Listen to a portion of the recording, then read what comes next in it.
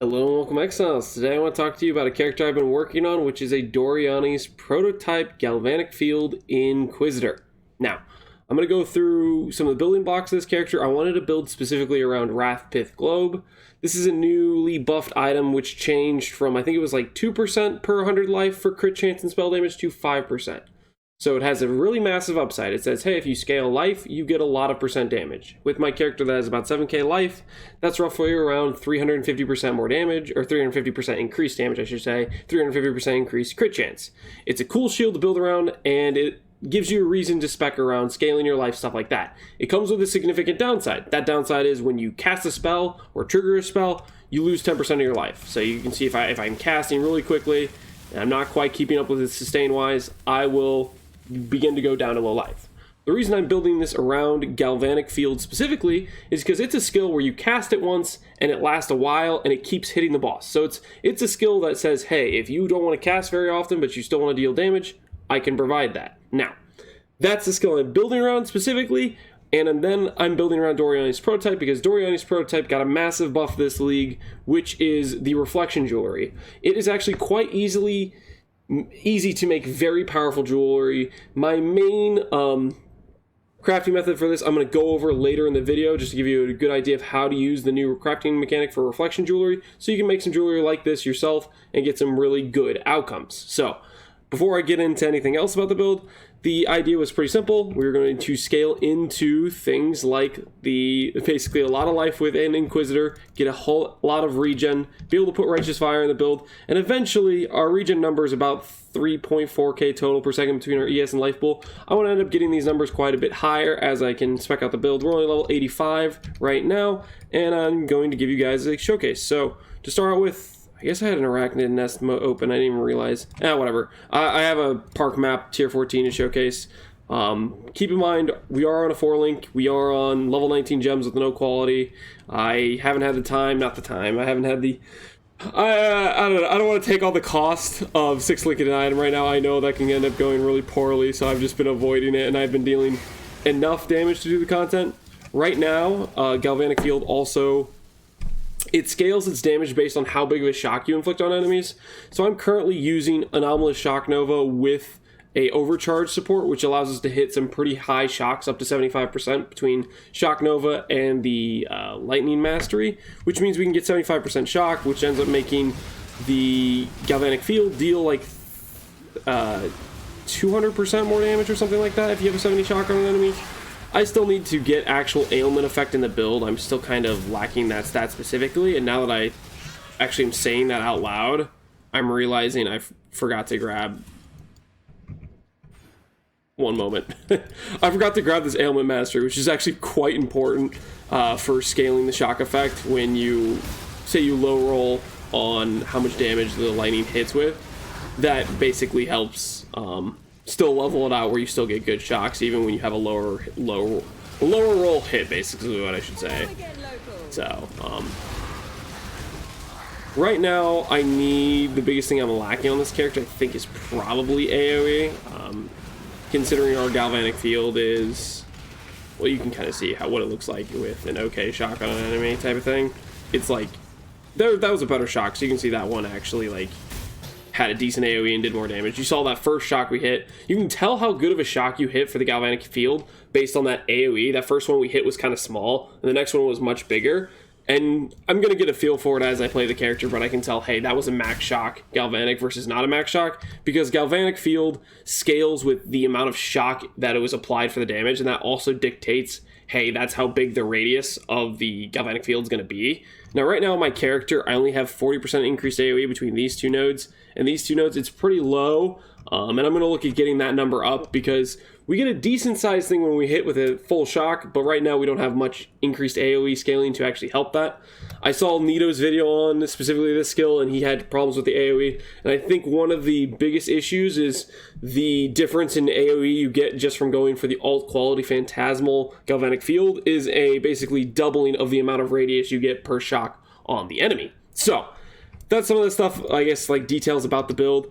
I am now going to talk about the crafting of gear with reflection jewelry. And this isn't just applicable to Doryani's prototypes builds, for example. This will be applicable to any build you want to make some good jewelry for a reasonable cost. Right now, if you were to go on trade, as of the time of making this video, Reflection of Kalandra, I have a 9-1 here, and I have an 11-1 here. These respectively cost me 125C for a difficulty 9, and it cost me about 1.2 divines for a difficulty 11. Usually a divine 10 sits around 1 divine, and that's the rough amount of difficulty you need to get about a 2 times multiplier on the result of the thing you put in there to get multiplied by the Kalandra mechanic. So, the 2 examples I have set up here, which I'm going to talk about real quickly, are one, an example where the chance of this succeeding are significantly higher. I have a ring that has T1 ES, T1 life, and then it has some nice attribute stat from Unveiling, and then I benchcraft on +1 minimum frenzy. So if you go through these stats, if you have the example where life goes positive, ES goes negative, it's still going to work for a life-based build. If the minimum frenzy charge goes negative, this is essentially a non-downside, but if it goes positive, it's a big upside, because minimum charges going negative ends up doing nothing to the character. It just means your minimum charges are still 0. So that's also a great non-downside. And then if the attributes go negative, that's probably one of the scenarios where this ring bricks. I think there's 2 scenarios where this ring bricks, and it's if increased cold damage goes positive, then you're only going to have 2 mods doubled and it doesn't feel quite as crazy. But if the strength index goes positive and the cold damage doesn't go positive, pretty much no matter what the result you're going to get is a pretty juicy ring. So I just have this as an example of a safe bet to put in there where you have high odds to get a good outcome. Now, speaking of high odds to get a good outcome, I mentioned earlier crafting a ring like this would be fairly reasonably doable. Now, when it comes to crafting a ring like this, it's pretty simple. All you have to do is get a fractured base with either T1 life or T1 lightning res, and spam with Deafening Essence of Scorn until you hit either T1 life or another T1 res that you can then convert to lightning res or lightning res itself. This means you have a ring that'll have T1 life, very good crit multi, and lightning res on it. If you have 1/4 mod, you're aiming for a dead mod. If it is not a dead mod, if it's a mod that goes negative and will brick the build, you have to annul that. You have to take the 1 and 3 in annulment, and if you miss, you have to keep doing the essences again. Luckily, the essences are cheap, and hitting that sort of outcome or for good life or a good res is a pretty common scenario. That being said, if you have a ring that has a non-downside, like minus mana isn't too bad, doesn't brick the build, you can go ahead and craft on something like minimum frenzy charges, where if it goes negative, for example, say you get life positive, crit multi positive, and then everything else is negative, you still have a very good ring, because the -2 minimum frenzy charges is a non-downside unless you're stacking minimum frenzy charges, which you don't really have to do with this character, for example, and you might not have to do it with a lot of characters. Say you're generating frenzy charges another way, say you're not stacking into minimum frenzy charges, it's a non-downside. So it's one of my favorite crafts to go for when crafting on for GG gear. So that's the example of how you craft these things. Now I'm going to fast forward to me actually showcasing how it's done with this ring and then this amulet, which is basically going from the difference between, hey, I have a high success rate scenario because I have a lot of mods that if they go reverse of each other, it's still not a brick because you can have a life build or you can have an ESB based build, and they don't necessarily have to both be positive. And then there's the other scenario where you have this has to hit every mod correctly. I have to hit the life go positive. I have to hit the crit multi go positive. I have to hit the lightning skill gem go positive.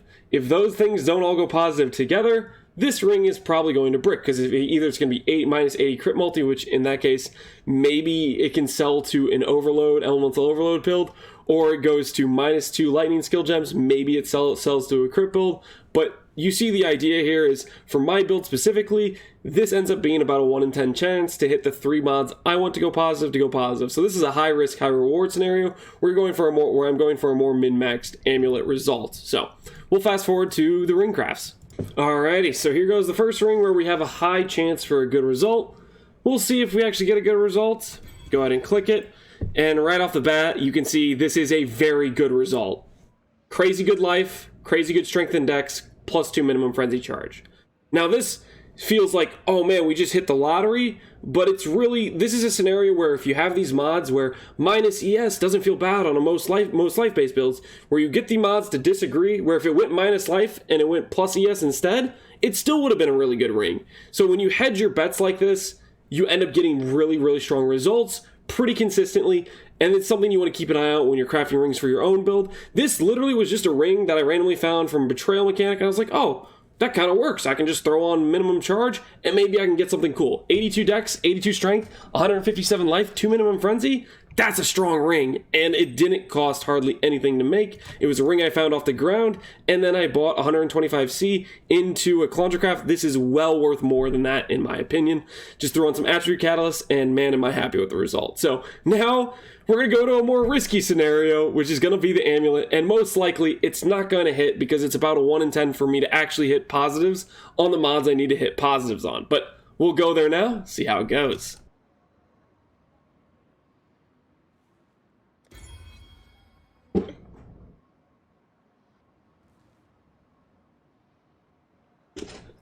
Oh, no, not like this. Well, actually, if I look at the other side, this is going to be a decent ES ring, because it's +2, it's 80 crit multi, and it's 60 lightning res.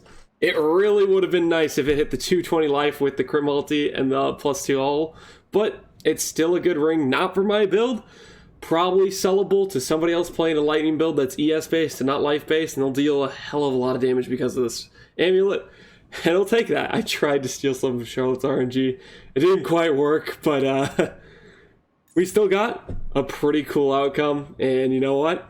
I'll take it, right? So I obviously will have to try some more times to create an amulet for my build, but this one will fund future attempts. So just so you guys know, there's some cool stuff you can do with the Ethereal Mist, and a lot of times you'll get amulets or gear that might not work for you, but you'll still get good outcomes a lot of the times. Like this is an example of a lose scenario, and it's still a very strong amulet for other builds.